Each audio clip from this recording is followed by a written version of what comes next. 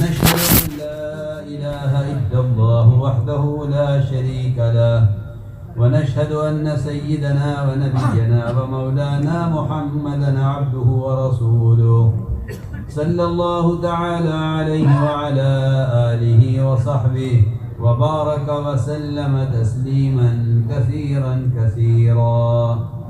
أما بعد فأعوذ بالله من الشيطان الرجيم. بسم الله الرحمن الرحيم. يا أيها الذين آمنوا كونوا أنصار الله. وقال الله سبحانه وتعالى إن تنصروا الله ينصركم ويثبت أقدامكم. وقال الله سبحانه وتعالى قالت الأعراب آمنا قل لم تؤمنوا ولكن قولوا أسلمنا. وقال عليه الصلاة والسلام من قال لا إله إلا الله مخلصا دخل الجنة. قيل وما إخلاصها؟ قال أن تحجزه عن محارم الله.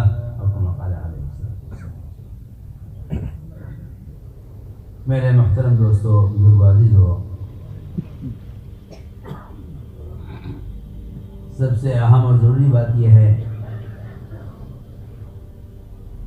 کہ کسی ملک میں، کسی صوبے میں، کسی علاقے میں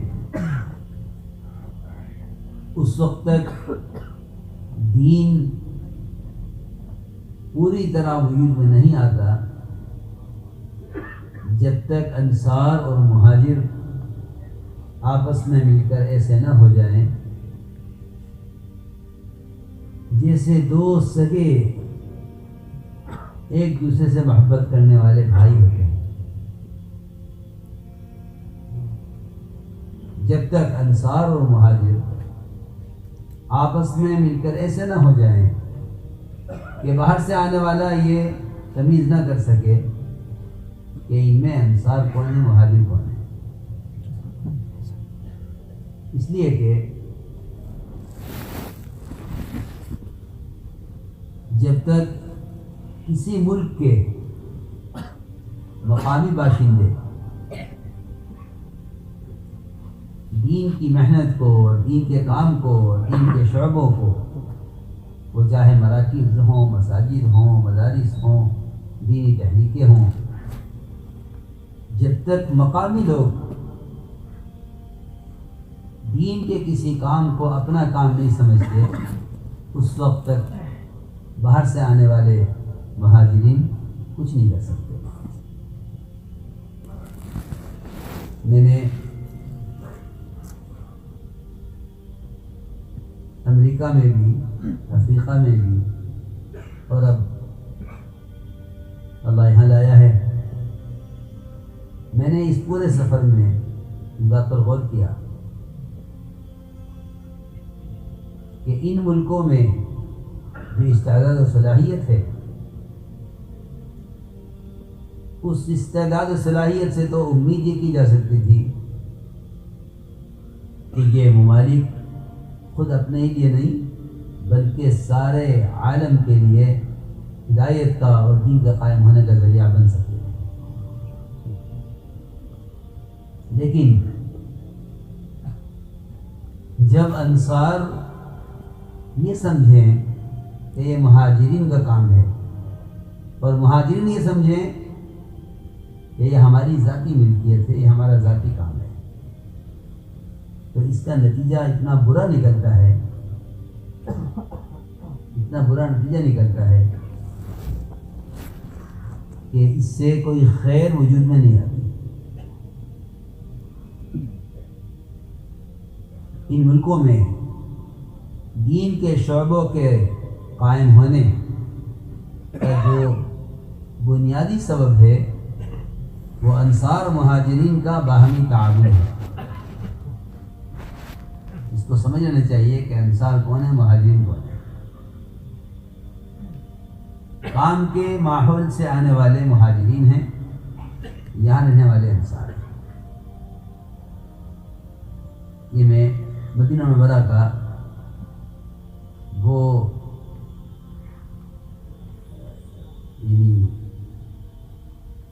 ماحول عرض کر رہا کہ جب تک انصار مہاجر آپس میں مل کر ایک نہیں ہو گئے اس وقت تک مدینے سے باہر اسلام نہیں پھیلا۔ اسلام کے پھیلنے کی جگہ مدینہ ہے، مکے سے اسلام نہیں پھیلا ہے، اسلام مدینے سے پھیلا ہے۔ مکہ مکرمہ میں اسلام نہیں پھیلا ہے، اسلام مدینے سے پھیلا ہے۔ لیکن یہاں سے اسلام کے پھیلنے کی جو بنیادی وجہ ہے وہ انصار اور مہاجرین کا باہمی تعاون ہے۔ انصار مدینہ نے مہاجرین کا استقبال جو کیا ہے وہ اپنی جان، مال، وقت سب کچھ ان کے حوالے کیا، تب مدینہ منورہ اسلام کے پھیلنے کا مرکز بنا۔ اس لیے اس باہمی تعاون کے لیے ہمیں چند نسبتوں سے بالا تر ہو کر اور چند نسبتوں کو کچل کر، چند نسبتوں کو کچل کر، جس میں زبان کی نسبت، برادری کی نسبت، رنگ کی نسبت، علاقائیت اور قومیت کی نسبت، برادری اور خاندان کی نسبت، ان تمام نسبتوں سے نکل کر بغیر کسی تقسیم کے اور بغیر کسی اونچ نیچ کے دین کی نصرت پر سب کو جمع ہونا پڑتا ہے۔ اگر کوئی یہ خیال کرتا ہے کہ یہ کام ایشیا والوں کا ہے، میرا نہیں ہے، یا کوئی یہ خیال کرتا ہے یہ کام میرا ہے، تیرا نہیں ہے، یہ سوچ نبوت کی سوچ سے بہت دور ہے۔ حضور اکرم صلی اللہ علیہ وسلم نے دعوت دینے میں کسی انسان کا درجہ اس سے کم کبھی نہیں سمجھا کہ آپ اس کو بذات خود دعوت دیں۔ یہ بھی نہیں ملے گا آپ کو سیرت میں کہ آپ نے کسی حقیر آدمی کو صحابہ کے حوالے کر دیا ہو اور کسی بڑے آدمی کو خود دعوت دینا مناسب سمجھا، یہ بھی نہیں ملے گا سیرت میں۔ بلکہ حضور اکرم صلی اللہ علیہ وسلم ایک فقیر سے فقیر، حقیر سے حقیر، برے سے برے آدمی کو آپ بذات خود دعوت دیتے تھے۔ آپ صلی اللہ علیہ وسلم نے سفر ہجرت میں 2 ڈاکوؤں کو دعوت دینے کے ارادے سے وہ راستہ بذات خود اختیار فرمایا جس میں ڈاکو رہتے تھے، اور آپ کو پہلے سے اطلاع کی گئی تھی کہ یہ راستہ ٹھیک نہیں ہے، اس میں ڈاکو رہتے ہیں۔ فرمایا ہمیں ڈاکو کا راستے سے لے چلو، ہم ڈاکو کو دعوت دینے کے لیے اس راستے سے جانا چاہتے ہیں۔ میں نے عرض کیا کہ بے شمار مثالیں ہیں اس میں کہ آپ صلی اللہ علیہ وسلم نے کوئی طبقہ، کوئی قوم، کوئی فرقہ نہیں بنایا، بلکہ آپ کے طرز دعوت سے ہی امت بنی ہے۔ امت آپ کے طرز دعوت سے بنی ہے۔ آپ کی دعوت کی عمومیت نے، آپ کی دعوت کی عمومیت نے امت کو بنایا ہے۔ بلکہ اگر کبھی کسی خاص قسم کے لوگوں کے ایمان کی حرص میں اور ان کو قریب کرنے کی چاہت میں حضور اکرم صلی اللہ علیہ وسلم نے اگر کچھ لوگوں کو اپنے صحابہ سے الگ کر کے جمع کرنا چاہا تو اللہ تعالیٰ کو یہ بات بھی پسند نہیں ہے۔ یہ کچھ ضروری بات کر رہا بھارت میں خیال ہوتا ہے کہ اگر ہم اس طبقے کو قریب کر لیں، اس طبقے کو الگ جوڑ لیں، اس طبقے کے لیے کوئی خصوصی انتظام کر لیں،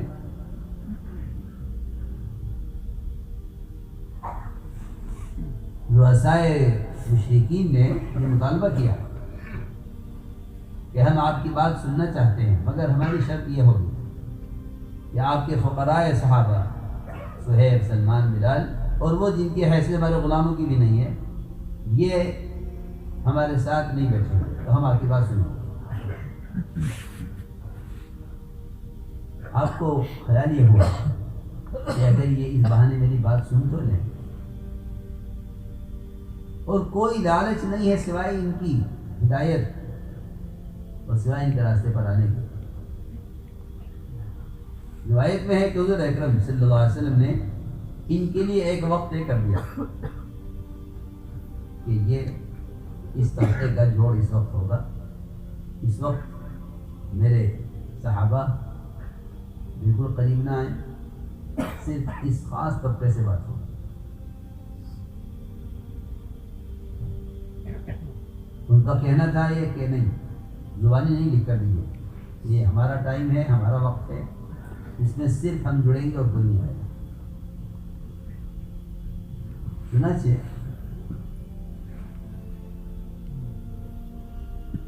اس پر عمل شروع ہوا، تحریر لکھی گئی، دستخط ہوئے، مہر لگی، کاغذ تیار ہوا، اور یہ رؤسائے مشرکین آ کر بیٹھے، اور آپ کے سارے صحابہ چھٹ گئے ایک طرف، یعنی ان سے بات نہیں۔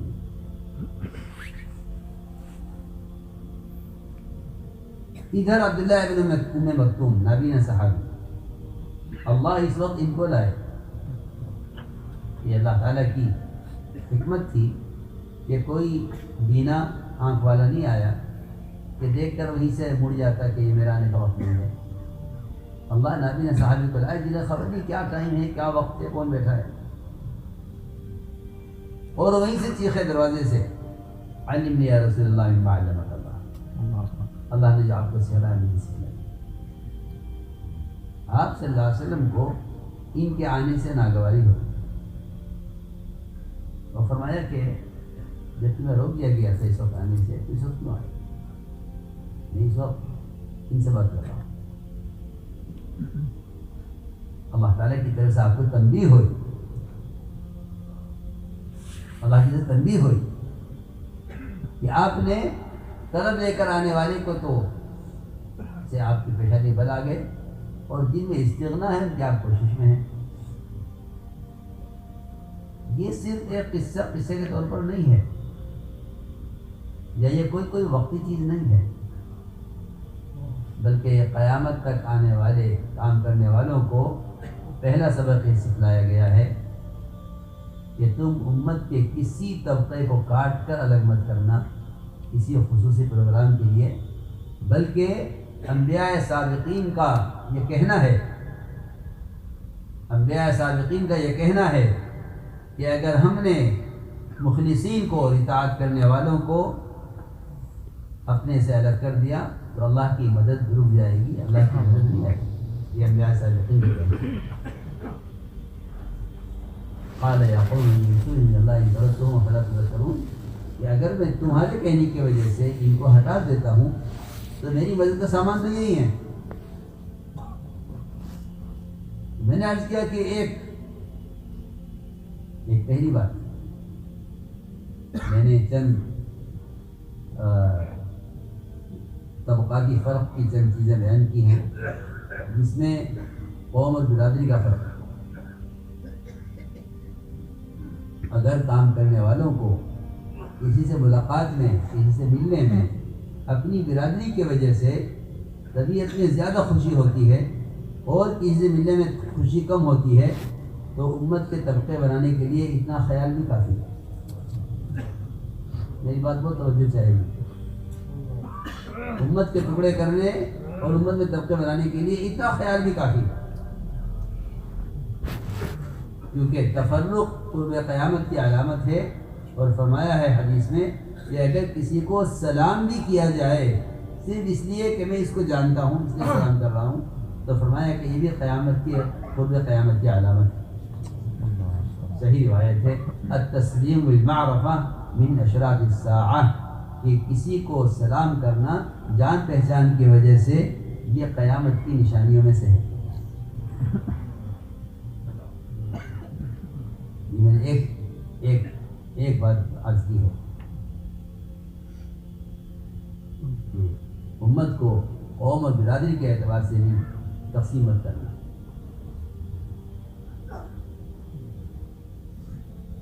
کیونکہ کسی کو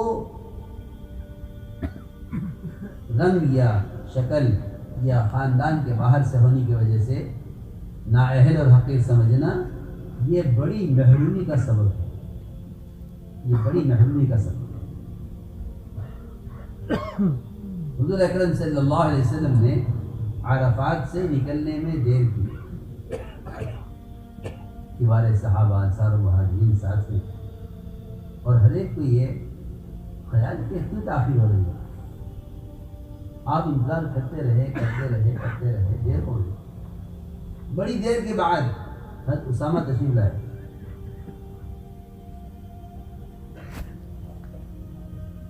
شکل سے بد شکل، ناک پھسکی ہوئی، چہرے پر چیچک کے داغ، رنگ کالا، کوئی ایک وجہ ایسی نہیں جس کے لیے ان کا انتظار کیا جائے۔ بظاہر اہل یمن نے کہا حضرت اسامہ کو دیکھ کر کہ اچھا اس کی وجہ سے انتظار کیا گیا اور اس کی وجہ سے تاخیر ہوئی نکلنے میں، اس کی وجہ سے تاخیر کی نکلنے میں۔ صرف اتنا جملہ کہہ دینا یہ اس زمانے میں اہل یمن کے مرتد ہونے کا سبب بنا ہے۔ یہ بہت غور کرنے کی بات ہے۔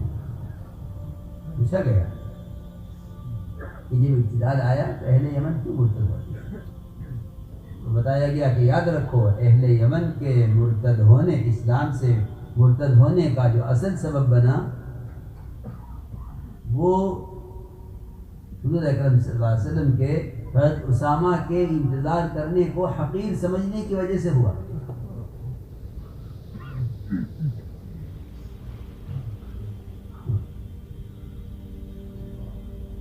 ایک امتی کا یہ مقام بنایا تاکہ امت بنے۔ ہاں یہ نہیں، یہ قابل انتظار نہیں ہے تو چھوڑ دو۔ آپ نے ان واقعات سے امت کو جمع ہونے کے اصول بدلائے ہیں۔ ہمیں اس کا اندازہ نہیں ہے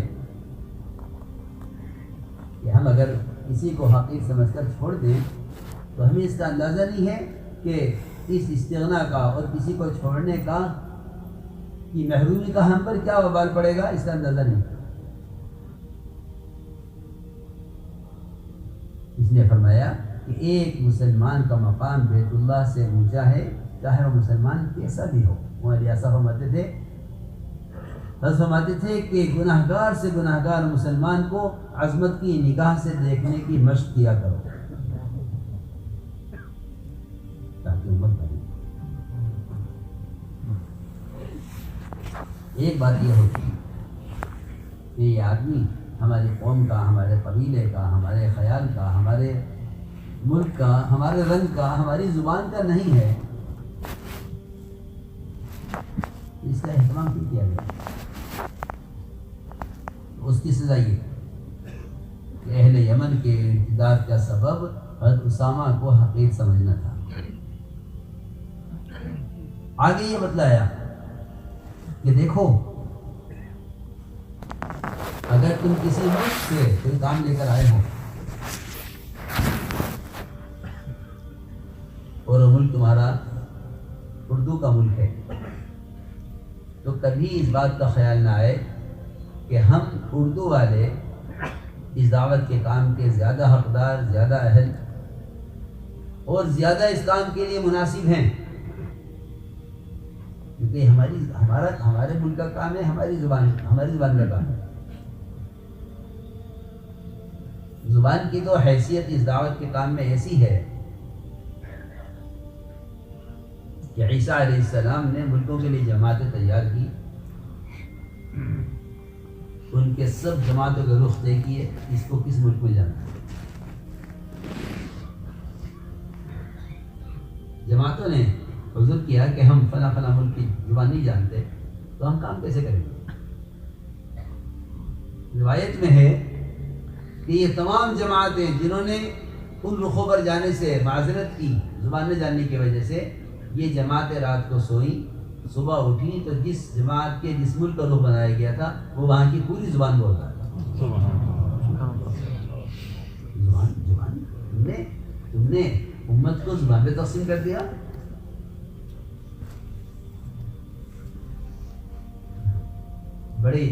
بڑا عبرتناک واقعہ ہے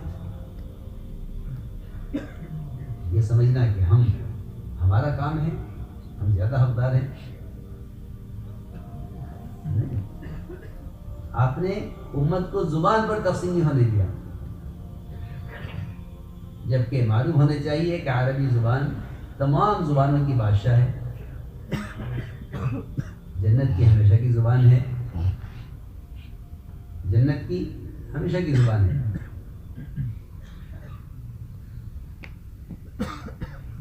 اور قرآن، حدیث اور نبوت کی زبان ہے۔ ہوا قصہ یہ کہ قصہ یہ پیش آیا کہ یہ سلمان، صہیب، بلال رضی اللہ عنہ اجمعین یہ بیٹھے ہوئے تھے ایک ہفتے بیٹھے ہوئے۔ خزرج کے قیس بن مطاطیہ آئے اور کہنے لگے یہ روم کا ہے، یہ حبشہ کا ہے، یہ فارس کا ہے، ان کی زبان بھی عربی نہیں، یہ ہماری قوم کی بھی نہیں، باہر کے آئے ہوئے ہیں، یہ کیا مدد کریں گے نبی کی دعوت کے کام پر جو ہم کر سکتے ہیں؟ کیونکہ ہم بھی عربی ہیں، یہ بھی عربی ہیں، ہماری آپس کی زبان ایک ہے، ہماری یہ زبان نہیں، لہذا جتنے حقدار اور اہل ہم ہیں اس کام کے وہ تم نہیں۔ یہ زبان پر اس نے فخر کیا، قیس بن مطاطیہ نے زبان پر یہ فخر کیا کہ ہم زیادہ حقدار ہیں۔ جب یہ بات کہی تو بیچارے باہر کے لوگ تھے، اجنبی، ان کو یہ بات بری لگی کہ ہمارے بارے میں ایسا کہا جا رہا ہے۔ تو معاذ بن جبل رضی اللہ تعالیٰ عنہ، کیونکہ علماء کا کام یہ ہے کہ وہ جہاں بھی امت کو کسی بھی درجے میں تقسیم ہوتا ہوا دیکھیں اور آپس میں کہیں بھی کوئی تقابلی شکل دیکھیں تو ان کو چاہیے کہ وہ راستے اختیار کریں جس سے ان کے درمیان کا تقابل ختم ہو اور ان میں آپس میں اجتماعیت باقی رہے۔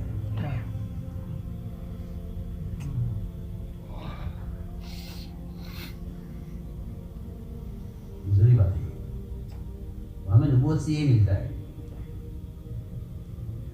ہمیں نبوت سے یہ ملتا ہے کہ اگر کسی بات میں اختلاف پیدا ہو تو اس اختلاف کو فوراً ختم کیا جائے۔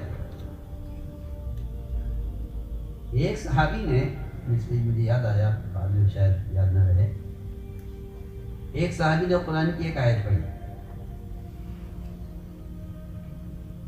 دوسرے نے کہا کہ نہیں یہ آیت اس طرح نہیں اس طرح ہے، دونوں میں اختلاف ہو گیا، دونوں میں اختلاف ہوا، نے کہا نہیں اس طرح نہیں، نے کہا نہیں اس طرح ہے، کہا اس طرح ہے، دونوں نے کہا کہ میں نے یوں سنی ہے، اس نے کہا میں نے یوں سنی ہے، تو دونوں کے دونوں سیدھے آئے حضور اکرم صلی اللہ علیہ وسلم، آگے عرض کیا کہ یہ قرآن کی آیت ہے، یہ اس طرح پڑھ رہے ہیں، میں اس طرح پڑھ رہا ہوں، میں نے آپ سے اس طرح سنی ہے۔ دوسرے نے کہا کہ میں نے بھی اس طرح سنی ہے۔ یہاں یہ نہیں دیکھا گیا کہ یہ کون ہے یہ کون ہے، بلکہ یہ فرمایا کہ ہاں یہ بھی طریقہ پڑھنے کا ہے، یہ بھی طریقہ پڑھنے کا ہے، ایک قرات یہ بھی ہے، ایک قرات یہ بھی ہے، یعنی دو آدمیوں کو بھی اس پر تقسیم نہیں کر دیا گیا، بلکہ ان کے درمیان کے اختلاف کو ختم کیا گیا۔ یہاں ایک قرات یہ بھی ہے، ایک قرات یہ بھی ہے۔ کہ یہ اتنا اہم مسئلہ ہے.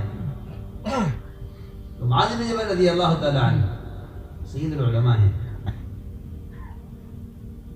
انہوں نے جب یہ دیکھا کہ یہ قیس بن مطاطیہ یہ ان اجنبیوں کو، یہ بیچارے ہماری زبان کے نہیں ہیں، ان کو اس احساس کمتری میں مبتلا کرنا چاہتا ہے کہ ہم عرب زیادہ حقدار ہیں اس محنت کے، دعوت کے کام کے اور نبی کی مدد و نصرت کے، ان کے مقابلے میں ہم زیادہ حقدار ہیں.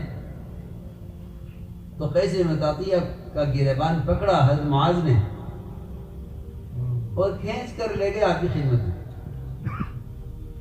اور جا کے عرض کیا کہ اس نے زبان کی بنیاد پر، میں نے عرض کی نا چند نسبتیں، اس میں ایک چیز یہ بھی ہے،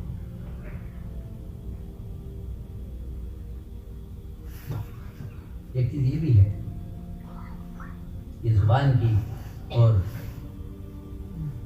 جو ہے اس بنیاد پر بھی امت تقسیم نہ ہو. تو کھینچ کر لائے اور لا کے عرض کیا کہ یہ قیس مطاطیہ یوں کہتا ہے کہ ہم عرب، ہم زیادہ حقدار ہیں ان صہیب سلمان بلال سے.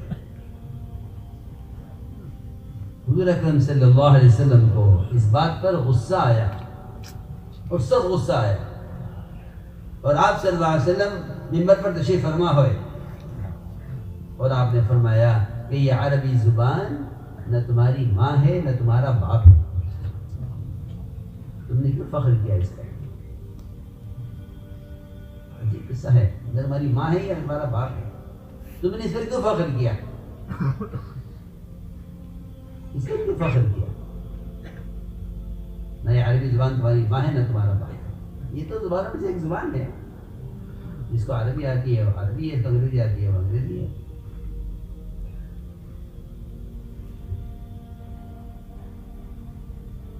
اللہ سبحانہ قرآن میں کہ ہم نے مختلف زبانوں میں تمہیں مختلف زبانوں میں ہم نے پھیلایا ہے دنیا میں.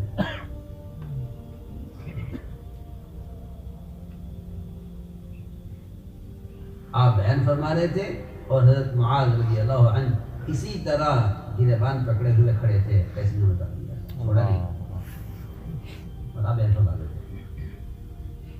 تو آپ نے بیان کرتے کرتے فرمایا کہ معاذ اسے قیس کو جہنم کی طرف دھکا دے دو.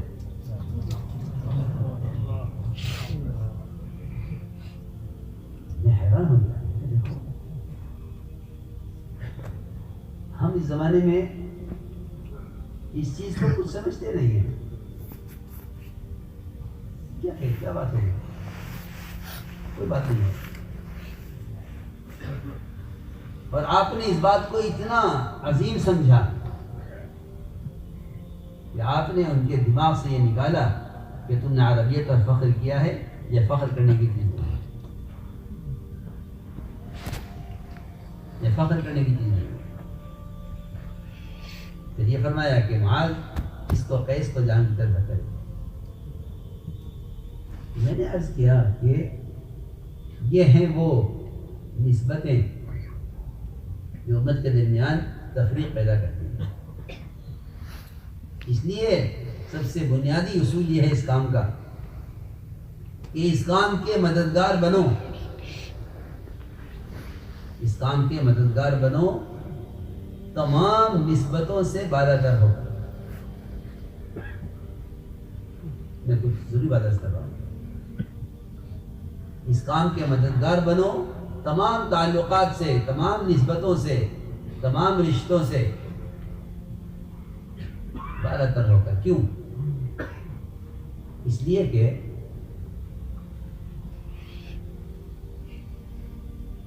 میری بات توجہ چاہے گی بہت. اگر کوئی شخص انصار مدینہ کی بھی مدد کرے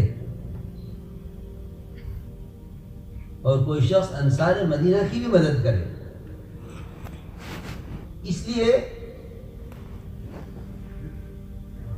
کہ یہ میرے قبیلے کے لوگ ہیں، اور ان کی مدد کرے اور اس کی کوشش سے انصار مدینہ کو فتح بھی ہو جائے،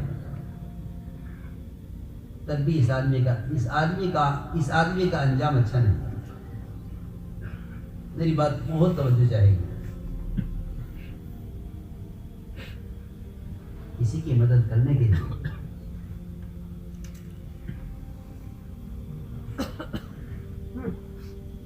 دین کی مدد کرنے کے لیے یہ ہرگز نہ دیکھا جائے کہ مجھے کس کا ساتھ دینا چاہیے، اس لیے کہ اگر اس نے دین کی مدد کرنے میں اس بات کی طرف ذرا بھی توجہ دی کہ مجھے کس کا ساتھ دینا چاہیے، تو خدا کی قسم یہ دین کا مددگار نہیں ہے۔ پکی بات، دین کی مدد کرنے میں میں صراحتاً عرض کرتا ہوں کہ جتنے بھی دین کے شعبے ہیں، مدارس ہیں، مکاتب ہیں، دینی تنظیمیں ہیں، دینی تحریکیں ہیں، ان تمام دین کے شعبوں کے تعاون میں اگر کبھی اس بات کا خیال بھی آ جائے کہ مجھے ان کی نہیں بلکہ ان کی مدد کرنی چاہیے، تو یہ دین کا مددگار نہیں ہے، یہ عصبیت کا مددگار ہے۔ میری بات توجہ سنیں گے۔ اس پر میں ایک واقعہ عرض کرتا ہوں جو واقعی بڑا سبق آموز اور بڑا عبرتناک واقعہ ہے، اور یہ واقعہ ہمیں سمجھا دے گا کہ امت کے دین کی نصرت پر جمع ہونے کے کیا اصول، کیا ضابطے اور کیا شرائط ہیں۔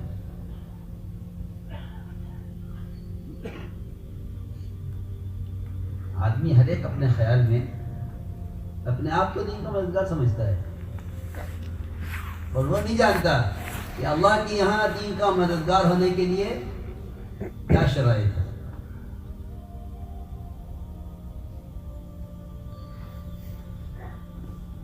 اس لیے میں نے عرض کیا کہ دین کی نصرت میں، دین کی مدد میں کرنے میں یہ نہیں دیکھا جائے گا کہ میں مدد کس کی کر رہا ہوں، کیونکہ دین کی مدد کر رہے ہو یا کسی تعلق کے بنیاد پر کسی کی مدد کر رہے ہو۔ تو میں قسم کھا کر کہتا ہوں کہ اگر دین کی مدد ہے دین کے لیے تو امت تقسیم نہیں ہوگی، اور اگر دین کے نام سے مدد ہو رہی ہے تعلقات کی وجہ سے تو امت تقسیم ہو جائے گی۔ اس لیے فرمایا کونوا انصار اللہ، کونوا انصار اللہ، کہ جس کی تم مدد کرو اللہ کے لیے کرو، اور اللہ کے لیے مدد کرنا دین کی مدد کرنا ہے۔ ایک آدمی تھا، اس کا نام تھا قزمان۔ اس کے پورے واقعے سے ہمیں یہ اندازہ ہوگا کہ کسی کی حمایت کرنا، کسی کا ساتھ دینا، کسی کی مدد کرنا اس لیے ہوتا ہے۔ تو قزمان کا جب بھی ذکر آتا آپ کے سامنے، آپ صلی اللہ علیہ وسلم فرماتے کہ میں نے قزمان کو جہنم میں دیکھا ہے۔ قزمان کو جہنم میں دیکھا ہے۔ صحابہ سوچتے تھے کہ ٹھیک ہے آپ فرما رہے ہیں۔ موقع آیا احد کا، احد کے موقع پر صحابہ اکرام کے پاؤں اکھڑ گئے، اور جو حالات پیش آئے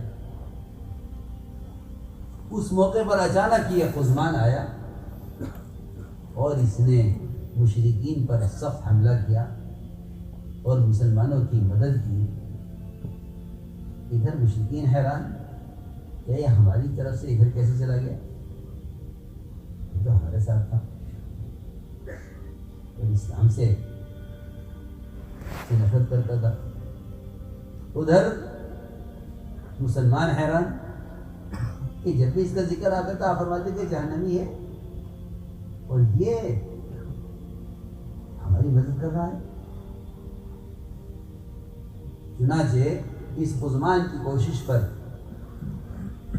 اللہ تعالیٰ نے مسلمانوں کو فتح دی، مشرکین کو شکست ہو گئی. عجیب قصہ ہے. اور میدان نمٹ گیا، صحابہ واپس ہونے لگے تو خیال آیا کہ بھئی اس نے اتنی کوشش کی ہے، اتنی محنت کی ہے، چلو اس کے گھر پر چلیں، اس کو مبارکباد دے کر آئے. چنانچہ صحابہ جمع ہو کر پہنچے اس کے گھر. وہ بہت زخمی ہے، بہت زخمی حالت میں تھا.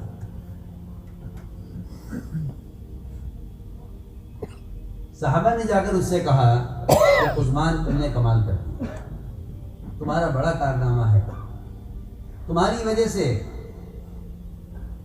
سے اللہ نے ہمیں فتح دی ہے.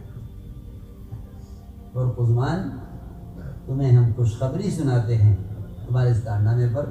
قزمان نے فوراً یہ جواب دیا کہ مجھے خوشخبری کہیں کی سنا رہے ہو، مجھے خوشخبری کہیں کی سنا رہے ہو. خوشخبری اس کو سناؤ جس نے یہ کام اللہ کے لیے کیا ہو. میں نے تو یہ کام انصار کے لیے کیا ہے، کیونکہ قوم کا آدمی قوم کی مدد کیا ہی کرتا ہے.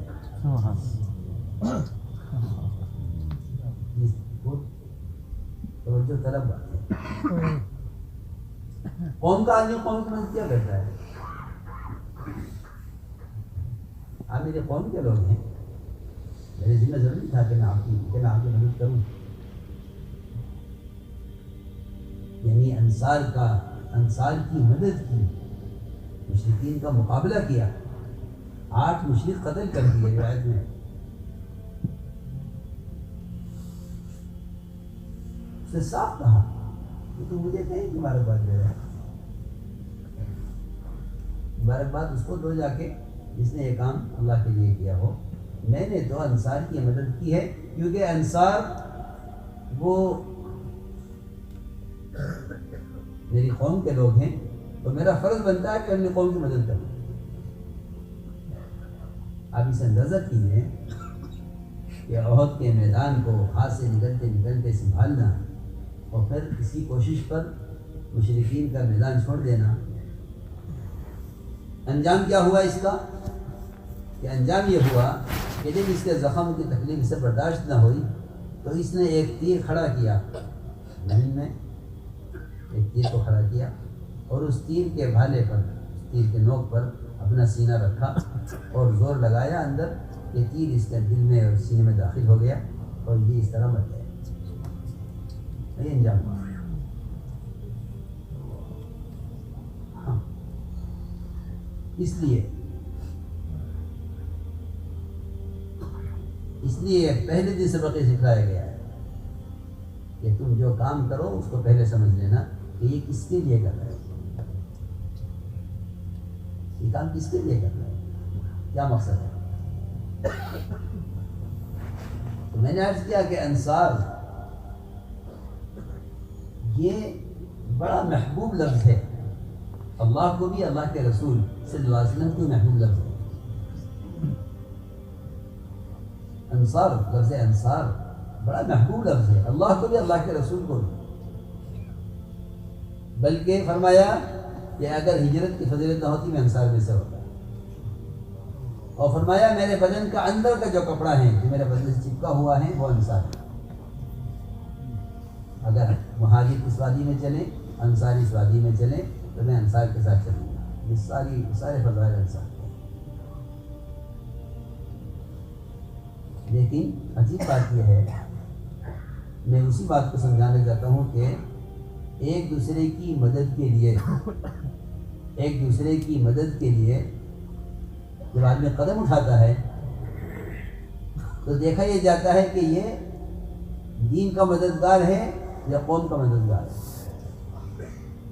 تو میں نے عرض کیا کہ یہ انصار کا لفظ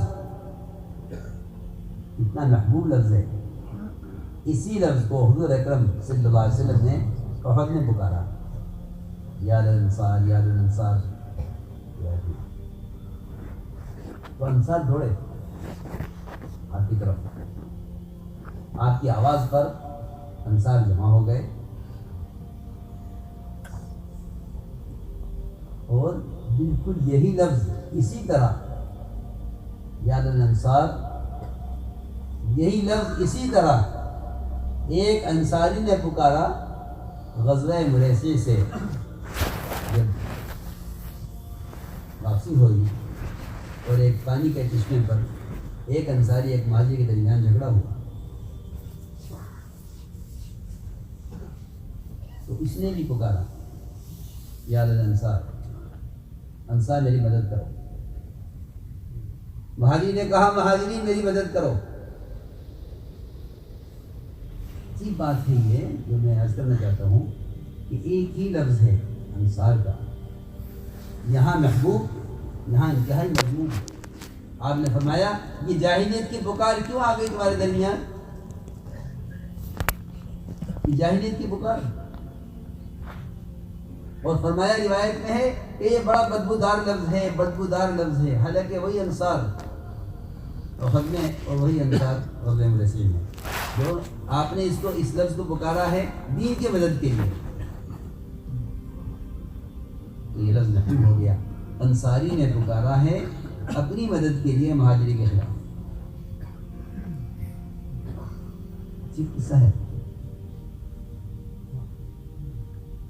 انصاری نے پکارا یہ لفظ اپنی مدد کے لیے یا للانصار، آپ نے فرمایا بڑا بدبودار لفظ ہے، بدبودار روایت میں ہے، منتنہ فرمایا بدبودار لفظ، اور فرمایا کہ یہ پکار اس میں یہ زمانے جاہلیت کی پکار ہے، یہ جاہلیت کا طریقہ ہے کہ اپنی اپنی مدد کے لیے لوگوں کو پکارا جائے اور اس طرح امت کو تقسیم کیا جائے، آپ اور میری مدد کریں، آپ میری مدد کریں، آپ میری مدد کریں، آپ میری مدد کریں۔ میں نے عرض کیا کہ نبوت کا مزاج یہ ہے، نبوت کا مزاج یہ ہے کہ جب کوئی تمہاری حمایت میں کھڑا ہو تو تم اس کو دباؤ، اس لیے کہ نبی کا کام یہ ہے کہ وہ صبر اور برداشت سے، نبی کا کام یہ ہے کہ وہ صبر اور برداشت سے آنے والے کو اسلام میں داخل کریں، صبر اور برداشت سے آنے والے کو بتلائیں کہ ہم کون ہیں، اس لیے کہ صبر اور برداشت یہ علامات نبوت میں سے۔ جب زید بن سعنہ نے جو ہے کہ ولی عالم تھے، انہوں نے حضور اکرم صلی اللہ علیہ وسلم کی تمام علامتیں اور صفات اپنی کتاب میں پڑھ لی، لیکن چند چیزیں ایسی تھیں جو آپ کے ساتھ معاملے کے بغیر معلوم نہ ہوتی، کہ آپ کا علم کیسا ہے، آپ کی برداشت کیسی ہے، اس کو جانچنے کے لیے یہ آپ کے پاس آئے، اچانک آپ کو ضرورت پیش آئی، کسی علاقے میں نئے مسلمان جن پر کچھ حالات آ گئے تھے، قحط سالی آ گئی تھی، ان کے گھبرا کر اسلام سے نکل جانے کا خطرہ تھا، کیونکہ صحابہ کے مال کے مصارف میں سب سے بنیادی خرچ یہ تھا کہ نئے مسلمانوں پر مال خرچ کیا جائے، کہ مسلمان کا مال ذاتی بن کر اپنی ہی خواہشات پر خرچ ہوگا تو اسلام گزرگاہ بن جائے گا، اسلام گزرگاہ بن جائے گا۔ انفاق فی سبیل اللہ کا مطلب یہ ہے کہ اس راستے پر خرچ کرو، میری بات ذرا توجہ چاہے گی، انفاق فی سبیل اللہ کا مطلب یہ ہے کہ اس راستے پر مال خرچ کرو جو راستہ اللہ سے بندوں کو جوڑنے کے لیے ہے، جس میں مال پہ خرچ کرنے کا سب سے بڑا مصرف لوگوں کے دلوں کو قریب کرنا اور انہیں اسلامی اخلاق، اسلامی معاملات اور اسلام میں احسان، جو اسلام کی روح ہے، احسان معاملات کا صحیح ہونا تو پکڑ سے بچنے کے لیے ہے، معاملات کا صحیح ہونا احسان نہیں ہے. معاملات کا صحیح ہونا احسان نہیں ہے. معاملات کا درست ہونا تو عذاب اور پکڑ سے بچنے کے لیے. اگر آپ نے معاملات میں خیانت کی تو آپ پر عذاب آئے گا، پکڑ ہوگی، حساب ہوگا قیامت میں. وہاں حساب ہوگا، یہاں بے برکتی ہوگی. اس لیے معاملات، میں سمجھتا ہوں کہ معاملات کی صفائی یہ اسلام کا دروازہ نہیں ہے، بلکہ احسان اسلام کا دروازہ ہے. احسان اسلام کا دروازہ ہے. اگر آپ اسلام کا تعارف کرنا چاہتے ہیں تو اسلام کا تعارف احسان سے ہوگا. اسلام کا تعارف احسان سے ہوگا. معاملات کا درست ہونا، صحیح ہونا، یہ تو ہر قوم چاہتی ہے. تو کسی کو دھوکہ نہ دے، کسی کو غلط در سے نہ دے، تو کسی کی عزت سے نہ کھیلے. یہ تو ساری دنیا چاہتی ہے. اس پر تو پوری دنیا کی تمام اقوام متفق ہیں اس پر کہ معاملات ٹھیک ہونے چاہیے. میں سمجھتا ہوں کہ اسلام کا تعارف صرف حلال کمانے اور صحیح معاملات سے نہیں ہے. اسلام کا تعارف احسان سے ہے، اور احسان معاملات سے بہت اونچی چیز ہے. احسان، جن چٹانوں میں امت دبی ہوئی ہے، ان چٹانوں سے امت معاملات کے ذریعے نہیں نکلے گی، اخلاق کے ذریعے نہیں نکلے گی، معاشرے کے ذریعے نہیں نکلے گی، بلکہ معاملات، معاشرے، اخلاق، ان تین لائنوں میں احسان سے امت چٹانوں سے نکلے گی. احسان پر آئے، احسان پر آئے. وہ جو 3 آدمی غار میں پھنسے تھے اور چٹان نے دروازہ راستہ بند کر دیا تھا، ان تینوں کے اس موت کے منہ سے نکلنے کا، اس موت کے منہ سے نکلنے کا جو بنیادی سبب بنا ہے، وہ معاشرے میں، معاملات میں، اخلاق میں احسان بنا ہے. لڑکی کے ساتھ احسان کیا ہے. زنا نہ کرنا تو معاملہ ہے، لیکن زنا نہ کرتے ہوئے اس کو وہ رقم دینا جو ملنے کے لیے طے ہوئی تھی، اس رقم کو اس کو دے دینا احسان ہے. والدین کے ساتھ اس نے سلوک کیا، بچوں کو نہیں پلایا والدین سے پہلے، احسان ہے. اس احسان نے چٹان کو سرکایا ہے. نہیں عرض کرنا چاہتا تھا کہ صرف معاملات پر آ کر رک جانا یہ اسلام کا تعارف نہیں کرائے گا، بلکہ احسان معاملات سے کہیں بڑھ کر. تو زید بن ثعلبہ دیکھنا چاہتے تھے کہ یہ واقعی نبی ہیں، یہ واقعی نبی ہیں، کیونکہ جب تک ان کے ساتھ کچھ مٹبھیڑ نہ ہو، کچھ معاملہ نہ ہو، کیسے معلوم ہوگا کہ ان کے اندر صبر اور ان کے اندر صبر اور برداشت کتنی ہے. انہوں نے، آپ نے فرمایا بھائی کسی کے پاس مال ہے تو وہاں ان پر خرچ کر دیں نئے مسلمانوں پر. تو انہیں موقع اچھا لگا کہ یہ موقع اس وقت ان کے تعاون کرنے کا ہے، انہیں قرض سونا دیا جائے اور پھر ان کے ساتھ زیادتی کی جائے. میں سوچتا ہوں، دادی شکایت کرتے ہیں میرے ساتھ یہ زیادتی ہو رہی، میرے ساتھ یہ زیادتی ہو رہی، میرے ساتھ یہ زیادتی ہو رہی. میں سوچتا ہوں اس کام کے دعوے دار بھی ہیں اور کسی زیادتی کی شکایت بھی کر رہے ہیں.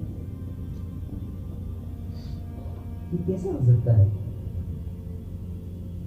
کیونکہ محمد صلی اللہ علیہ وسلم کی قربانیاں اختیاری ہیں، اضطراری نہیں ہیں. انبیاء کی قربانی اضطراری ہیں، آپ کی قربانی اختیاری ہیں. آپ نے تکالیف کا، فقر کا، تنگی کا راستہ اختیار کیا ہے بالارادہ.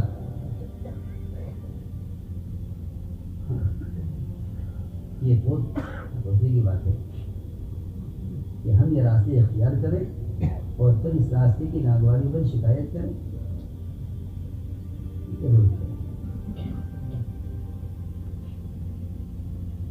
کہ صبر اس راستے میں ایسا ہے جیسا گاڑی کے چلنے کے لیے ایندھن میں پیٹرول ہوتا ہے.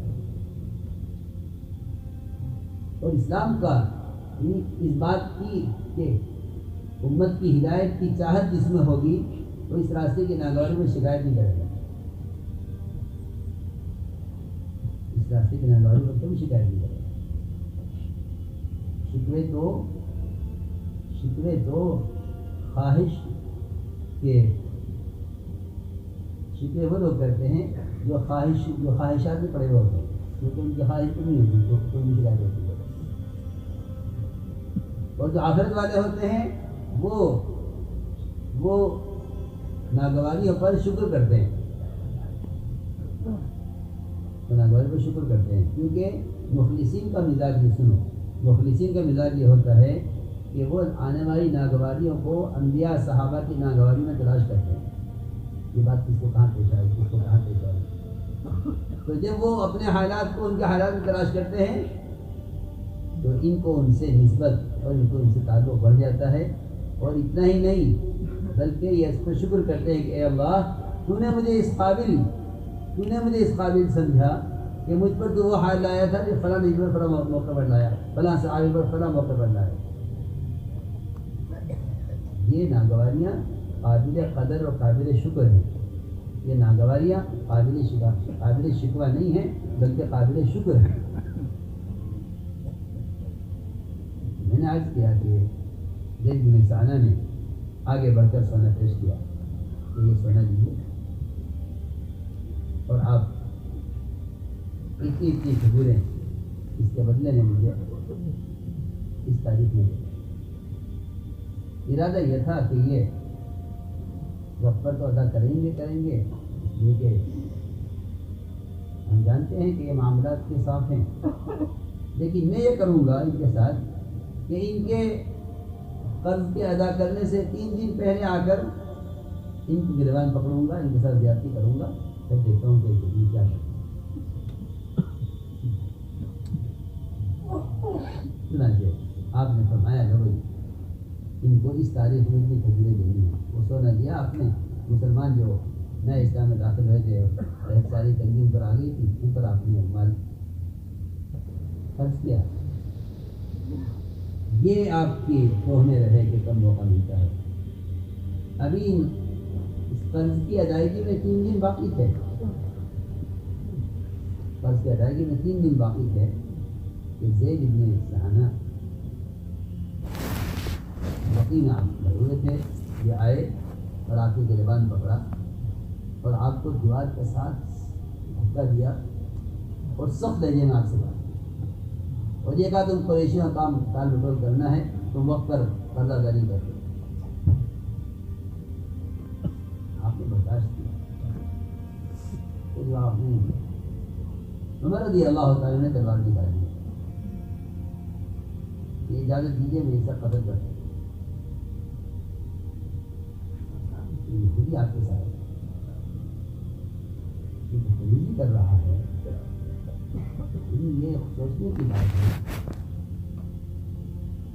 کہ جن سے پوری طرح انتقام کا حق حاصل ہے, جن سے پوری طرح انتقام کا حق حاصل ہے, ان سے بھی انتقام نہیں لیا جا رہا. کہ وہ مسلمان بھائی اور وہ ساتھی کام کرنے والے اسی انتقام کو سوچا دیا. کہاں کی حماقت ہے, کہاں کی جہالت ہے. سوچنے کی بات.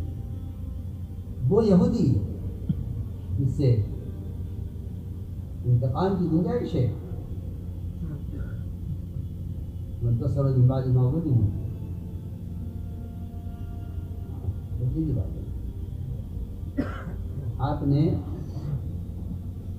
جب دیکھا کہ عمر تلوار نکال چکے ہیں اور اس کے قتل کی مجھ سے اجازت مانگتے ہیں تو آپ نے حضرت عمر کو دبایا.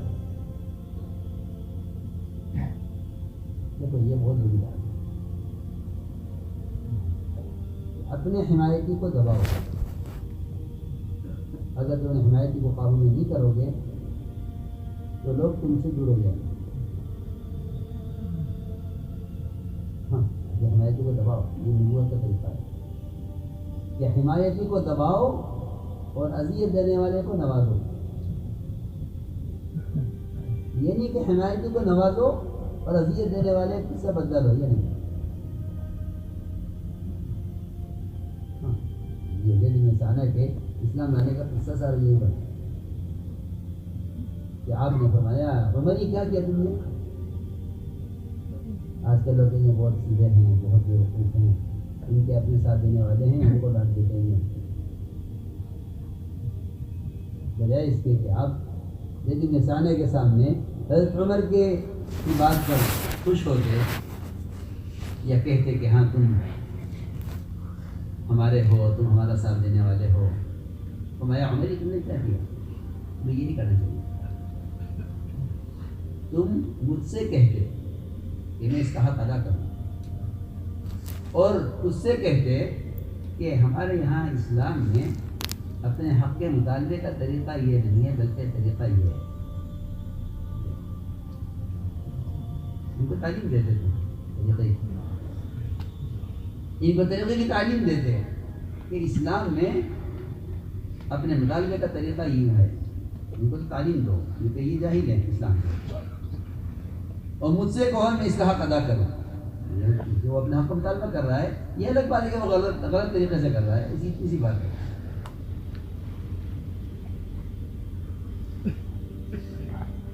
چنانچہ آپ صلی اللہ علیہ وسلم نے فرمایا جاؤ عمر ان کو لے جاؤ، ان کو ان کا حق دے دو جتنا بنتا ہے، اور ان کو 20 صاع کھجوریں زیادہ دینا.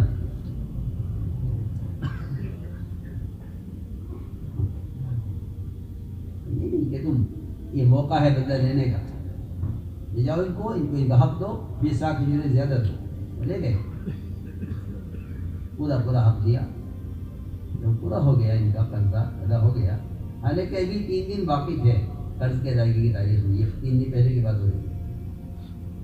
ان کو ان کا حق دیا اور 20 صاع کھجوریں زائد دی. تو ذہن سامنے کا یہ زائد کیوں دے رہے ہو؟ میرا حق تو پورا ہو گیا. تو میں نے فرمایا یہ میں آپ کو زائد اس لیے دے رہا ہوں کہ میں نے آپ کو قتل کی دھمکی دی. آپ نے کیا کہ اس کا کوئی ذکر نہیں. یہ اس مزاج پر صحابہ کی تربیت کی گئی ہے، ڈھالا گیا ہے کہ تمہارے دل میں اگر غیروں سے انتقام کا جذبہ ہے، میری بات یاد رکھو، اس ملک میں ہو، آپ لوگ اس ملک میں ہیں کہ اگر دو گندے جذبے ہمارے دلوں میں ہیں، ایک غیروں سے انتقام کا یا غیروں کے ملک و مال کا، تو میری بات بری نہ لگے اور یاد رہے کہ ہمیشہ مغلوب ہو کر رہنا پڑے گا.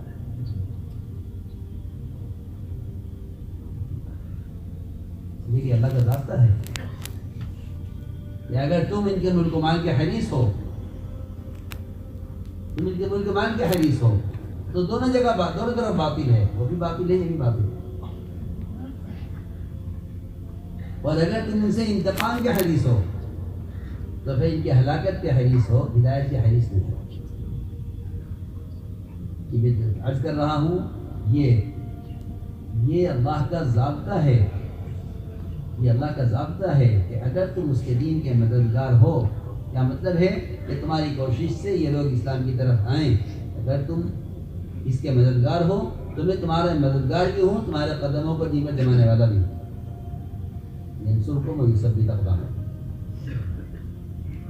اور اگر تمہارا جذبہ ان کے ملک و مال کا ہے یا ان سے انتقام کا ہے تو پھر تم مغرور ہو کر رہو گے.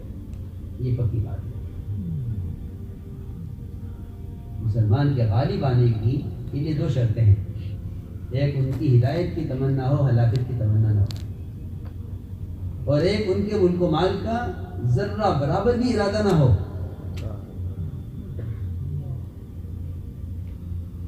ان کے ملک و مال کا ذرہ برابر بھی ارادہ نہ ہو. تیسری بات یہ ہے کہ اگر 100% مسلمان اتباع سنت پر نہیں ہے تب بھی خدا کی قسم مرغوب ہو کر رہے گا. اگر مسلمان 100% اتباع سنت پر نہیں ہے تو مسلمان مرعوب ہو کر رہے گا،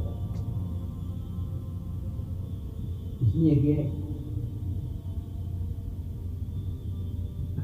اسلام کی علامتوں کو چھپانا غیروں سے، اسلام کی علامتوں کو چھپانا غیروں سے، یہ اللہ کی مدد کا دروازہ بند کرنا ہے۔ میں وضو بدل کر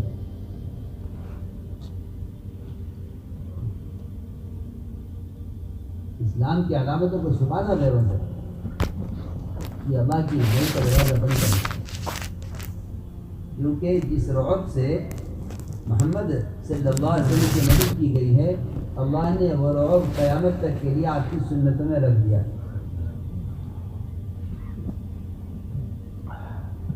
وہ رعب قیامت تک کے لیے سنتوں میں رکھ دیا۔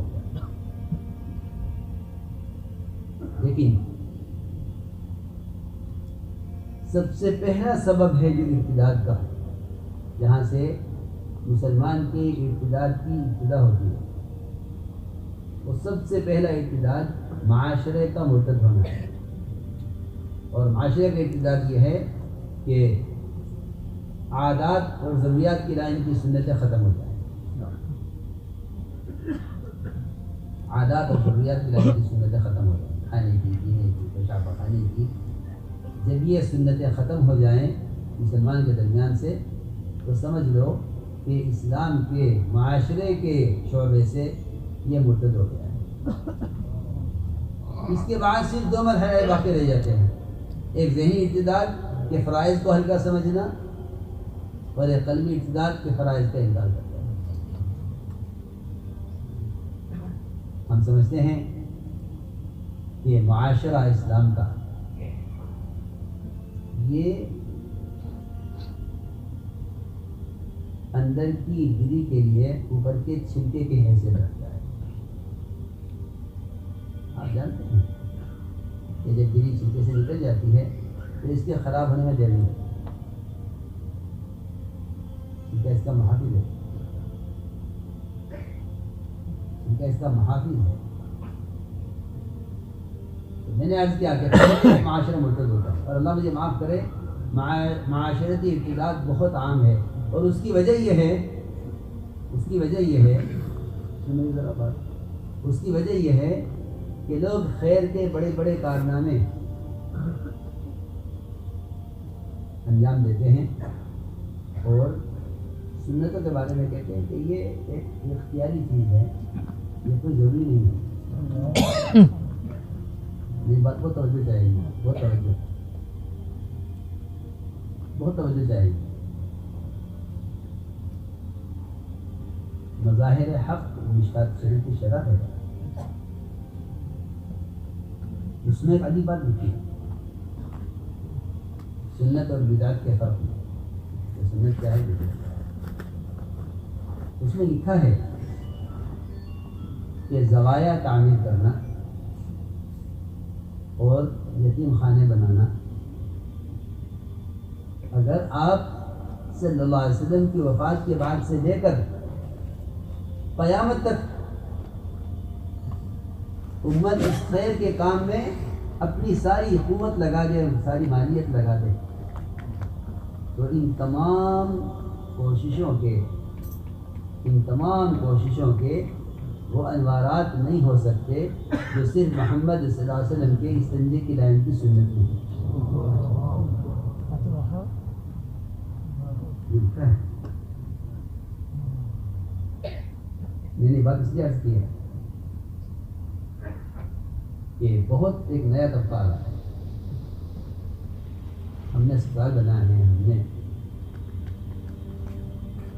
فقراء غرباء کے لیے انتظام کیا ہے، ہم نے یہ اخراجات کیے ہیں، ہم نے مسلمانوں کے لیے یہ خدمات انجام دی ہیں۔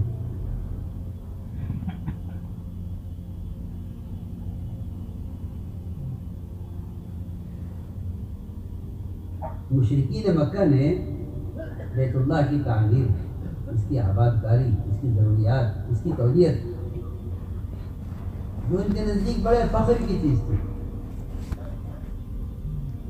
ان کے نزدیک بڑے فخر کی چیز تھی کہ ہمارے پاس سفایا بھی ہے، ہمارے پاس بیت اللہ کا انتظام بھی ہے، ہمارے پاس بیت اللہ کی قولیت بھی ہے، یہ فخر کی چیزیں تھی۔ آنے والے حاجیوں کو ہم کھلاتے ہیں، یہ بھی ہمارے پاس ایک فخر کی چیز ہے۔ ہاں سنو غور سے، اور اس سے بڑھ کر عرض کر دوں کہ جتنے بھی حجاج زبان جاری میں حج کے لیے آیا کرتے تھے، ان سب کے کھانے کا پورا انتظام تنہا ایک مشرک کیا کرتا تھا، عاص بن وائل۔ اس کا اعلان تھا کہ مینا میں کوئی چولہا نہیں جلائے گا، سارے حاجیوں کا انتظام ایک مشرک۔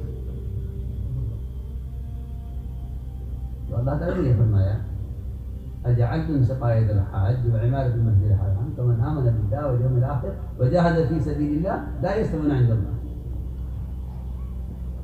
کہ حاجیوں کو کھانے کھلانا اور انہیں دودھ کی لسی پلانا اور بیت اللہ کی آباد کاری اور اس کی ضروریات اور اس کے تقاضوں پر مال خرچ کرنا تم نے اس شخص کے برابر کیسے سمجھ لیا، اس کے برابر کیسے کر لیا جو اللہ پر ایمان لائے اور آخرت کا یقین کرے اور اللہ کے دین کی محنت کرے، یہ بھی ساتھ میں ہے۔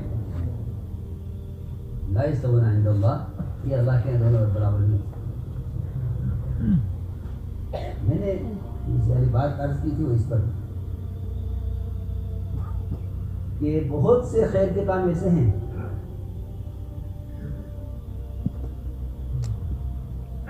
کیونکہ یہ ضروریات مسلمان کی نہیں، یہ ضروریات انسان کی ہیں، اور انسان کی ضرورت پر خرچ کرنے والے وہ اس کی تقسیم نہیں کرتے کہ کون اپنا ہے، کون غیر ہے، کون غیر مسلم ہے۔ آپ دیکھیں دنیا میں بے شمار مالدار اغیار ایسے ہیں جو اپنے مال کے خرچ کرنے میں یہ تمیز نہیں کرتے کہ مسلمان کا خرچ زیادہ مسلم ہو رہا ہے۔ تو ہمارے یہاں یہ حال ہے، مسجد بنتی ہے تو غیر مسلم کہتا ہے نہیں مجھے دے دو، میرا پتھر دے دو، میرا لوہا دے دو، میری زمین دے دو۔ مسجد کے لیے مسجد کے لیے ہمارا انسان لوگ زمین دے دیتے ہیں غیر مسلم، ارے اچھا دین کا کام ہی ہے، زمین دے دو، تمہیں کھلوا دینا، اسپتال بنا دینا، دوائیں تقسیم کر دینا، سردیوں میں کمبل تقسیم کر دینا، گرمیوں میں ٹھنڈے پانی کا انتظام کر دینا، سب کے لیے ہوتا ہے، کوئی بات نہیں۔ میں نے عرض کیا کہ اسلام کا تعارف وہ اسلام کا حسن اور جمال یہ معاشرے کی لائن کی سنتوں سے ہے، معاشرے کی لائن کی سنتوں سے ہے۔ اس میں نے عرض کیا تھا کہ یہ لکھا ہے علماء نے کہ آپ کی وفات سے لے کر قیامت تک جتنے بھی خیر کے کام کیے جائیں ان سب کے ان تمام کوششوں کے وہ انوارات نہیں جو نور صرف اس سنت میں ہے جو سنت آپ سے براہ راست ثابت ہے، چاہے وہ آپ کی اسلام کی لائن کی سنت کیوں نہ ہو، آپ نے اسلام کس طریقے سے کیا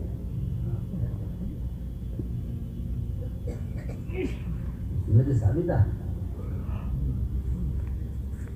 تو میں نے عرض کیا کہ حضور اکرم صلی اللہ علیہ وسلم نے امت کو جو بنایا ہے وہ احسان سے بنایا ہے،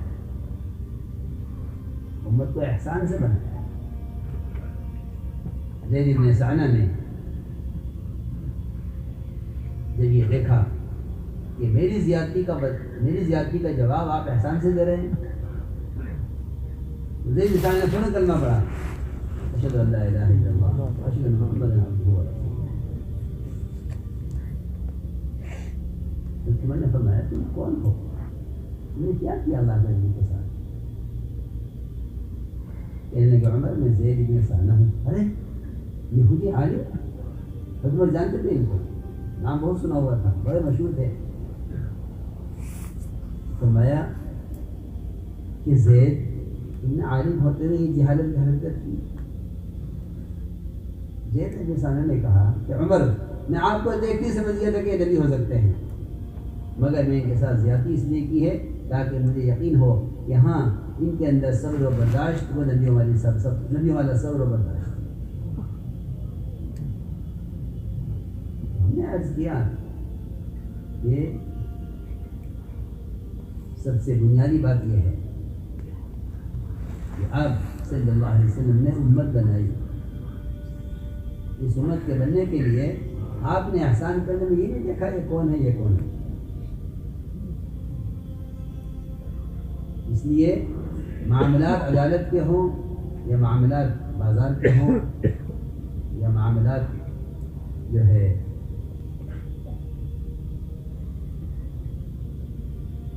آپس کی لین دین کے ہوں، یہ دیکھا جائے گا حق کس کا ہے. حقوق کی ادائیگی سے اسلام پھیلے گا. علی رضی اللہ تعالیٰ عنہ نے یہودی کے پاس اپنی زرہ دیکھ کر عدالت میں پیشی ہو گئی اور حضرت علی کے بنائے ہوئے قاضی نے حضرت علی سے گواہ کا مطالبہ کیا کہ گواہ لائیں. یہ گواہ تو حسن گواہی دیں گے کہ نہیں، آپ کے بیٹے ہیں گواہ مطلب نہیں. فیصلہ یہ ہے کہ یہودی کے ہاتھ میں زرہ ہے، یہ آپ کو نہیں مل سکتی، یہ اسی کی ہے. اس کو دیکھ کر اس یہودی نے کلمہ پڑھا اور یہ کہا نہیں، زرہ تو آپ ہی کی ہے، یہ زرہ آپ ہی کی ہے، آپ کی اونٹ سے گری تھی میں نے اٹھا لی تھی. میں تو صرف عدالت میں دیکھنے کے لیے آیا تھا کہ آپ کی عدالت میں فیصلے انبیاء کے طریقوں پر ہوتے ہیں یا انبیاء کے طریقوں سے ہٹے ہوئے. میں تو یہ دیکھنے کے لیے آیا تھا اور میں گواہی دیتا ہوں کہ اللہ کی سوا کوئی عبادت کا لائق نہیں، محمد صلی اللہ علیہ وسلم کے بندے اس کے رسول ہیں. میں آپ گواہ رہی ہے کہ میں اسلام قبول کرتا ہوں. میں نے عرض کیا کہ یہ ایک خاص مزاج ہے،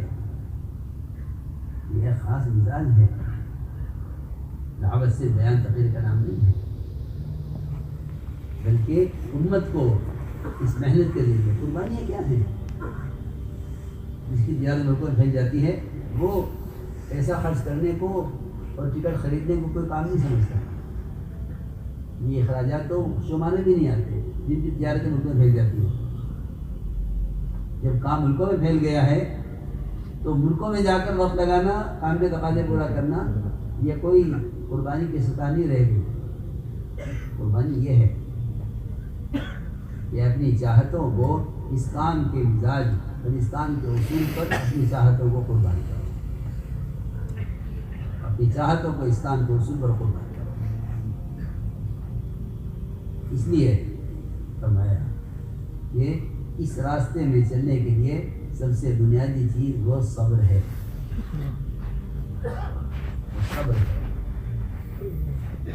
یہ صبر اس راستے کا ایندھن ہے. صبر اس راستے کا ایندھن ہے. جیسے گاڑی کا ایندھن ہوتا ہے کہ جہاں تک صبر وہاں تک سفر. جہاں صبر ختم ہو جائے گا وہاں ان کا سفر بھی ختم ہو جائے گا. اس لیے حضور اکرم صلی اللہ علیہ وسلم نے اپنے صحابہ کو صبر کا عادی بنایا. کب تک کے لیے؟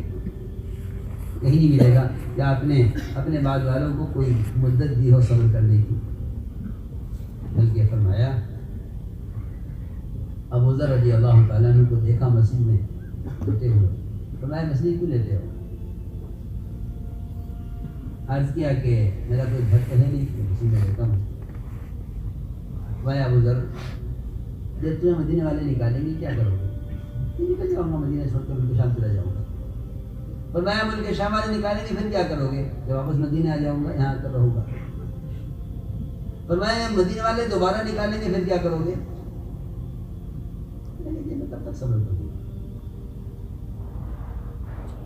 لوگ کہتے ہیں یہ پانی سب سے اوپر چلا گیا.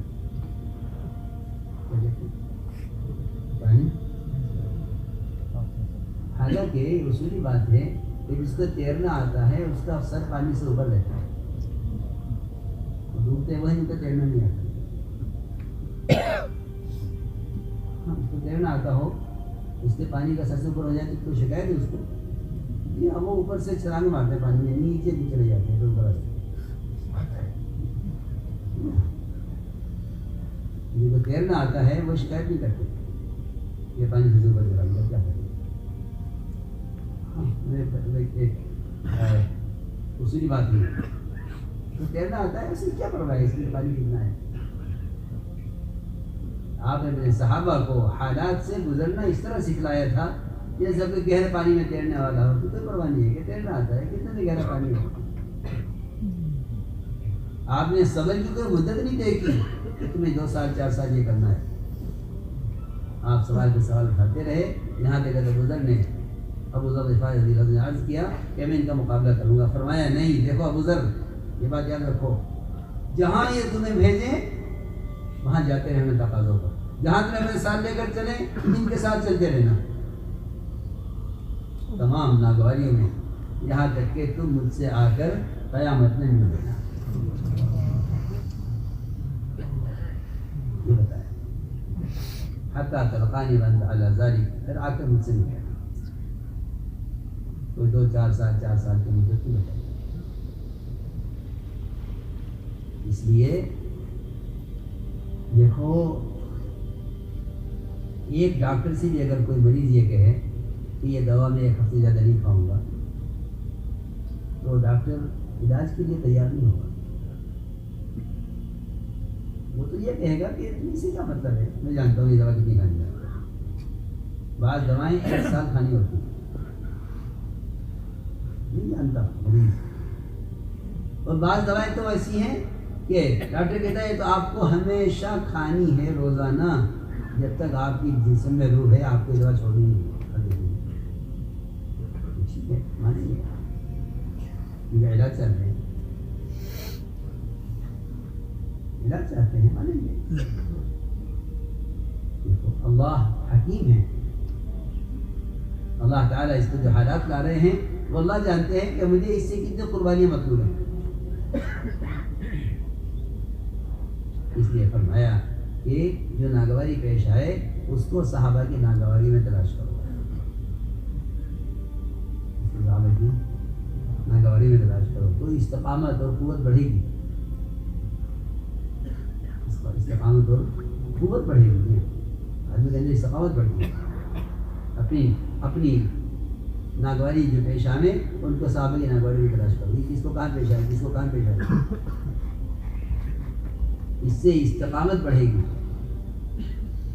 اس سے استقامت بڑھے گی. اس لیے کہ صبر ہی ہے جو آدمی کو قائم رکھتا ہے.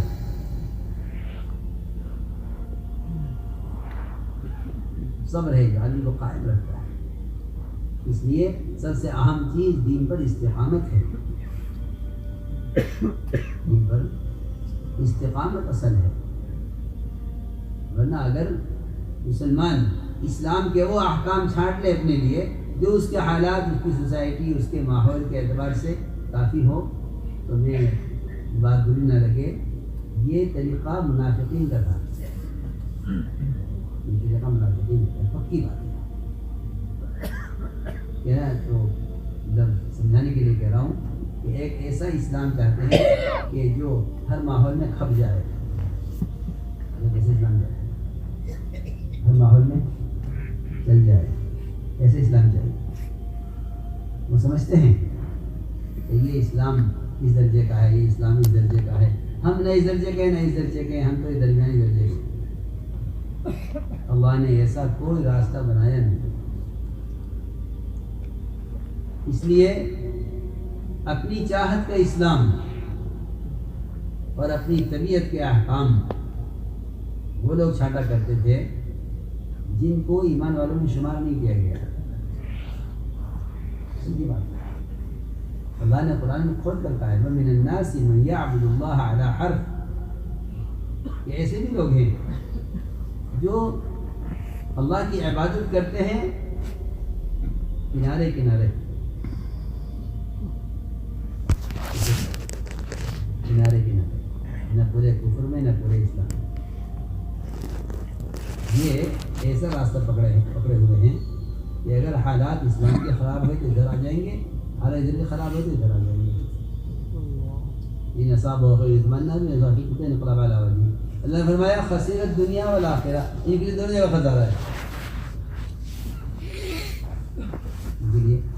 دونوں جگہ خسارہ ہے، بلکہ حکم ہے کہ بارڈر سے دور رہ کر چلو.